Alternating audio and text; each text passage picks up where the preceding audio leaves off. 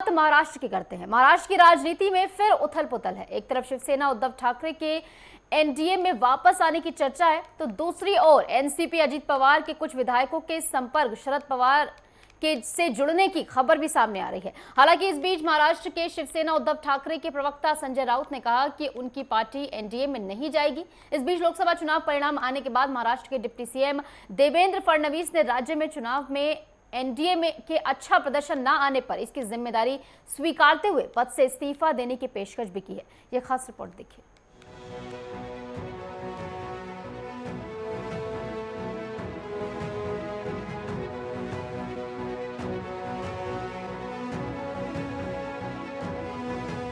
महाराष्ट्र की राजनीति में बहुत हलचल है। हर पल घटनाक्रम बदलता जा रहा है। कुछ अटकलें हैं तो कुछ बातें सियासत में तैर रही हैं।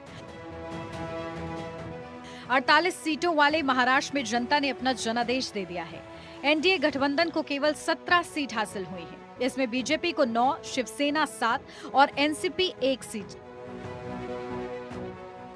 बीजेपी को 2019 की तुलना में आधी सीट ही हासिल हुई है।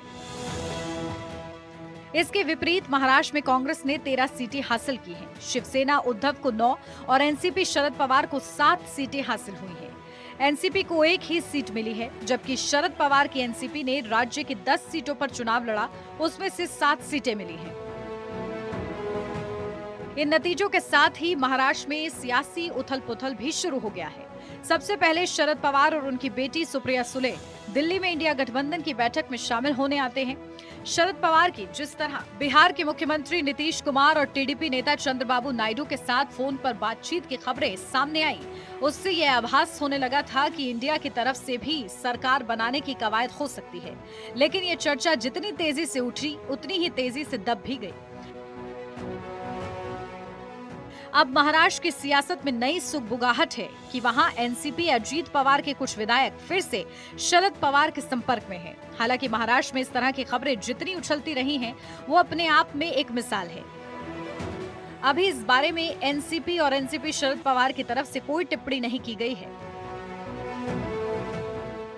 एनसीपी शरद पवार की पार्टी के राज्य अध्यक्ष जयंत पाटिल ने कहा कि एनसीपी अजीत पवार के लगभग 10 विधायक उनके संपर्क में हैं। उन्होंने कहा कि 10 जून को पार्टी की स्थापना दिवस है, 9 जून को इस बारे में पार्टी विचार कर सकती है। इस बयान के बाद राज्य की सियासत में काफी उथल-पुथल मची है। उधर राज्य के उप मुख्यमंत्री अजीत पवार ने भी अपने आवास पर विधायकों की बैठक बुलाई है। महाराष्ट्र की सियासत में यह चर्चा भी काफी जोरों से उठी है कि शिवसेना उद्धव एक बार फिर एनडीए के साथ जुड़ सकती है। इन अटकलों को तब हवा मिली जब उद्धव ठाकरे इंडिया की दिल्ली में हुई बैठक में शामिल नहीं हुए। साथ ही उन्होंने कांग्रेस पर भी कुछ टिप्पणियां की। लेकिन इस बीच शिवसेना उद्धव के प्रवक्ता सांसद संजय राउत ने बयान देकर इस बात को विराम देने की कोशिश की है। उद्धव ठाकरे एनडीए में शामिल नहीं होंगे। राज्य में असली नकली की पहचान हो चुकी है। महाराष्ट्र में एकनाथ शिंदे के मंत्रिमंडल का विस्तार भी होने वाला है। उधर मुख्यमंत्री एकनाथ शिंदे ने देवेंद्र फडणवीस से कहा है कि वो अपना इस्तीफा वापस न ले।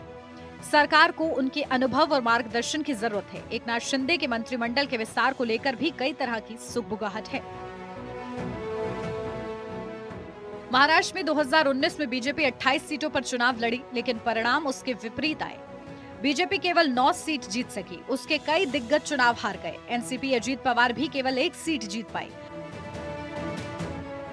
बारामती की प्रतिष्ठा की सीट पर शरद पवार की बेटी सुप्रिया सुले चुनाव जीती हैं। मुंबई शहर की 6 सीटों पर उत्तर मुंबई में बीजेपी को सफलता मिली। नॉर्थ वेस्ट में शिवसेना को सफलता मिली, लेकिन दक्षिण मध्य, दक्षिण मुंबई, उत्तर पूर्व सीट पर इंडिया गठबंधन को सफलता मिली है। जहां तक ठाणे क्षेत्र की बात है, एकनाथ शिंदे का प्रभाव इस क्षेत्र में बना रहा। Bureau report, network 10।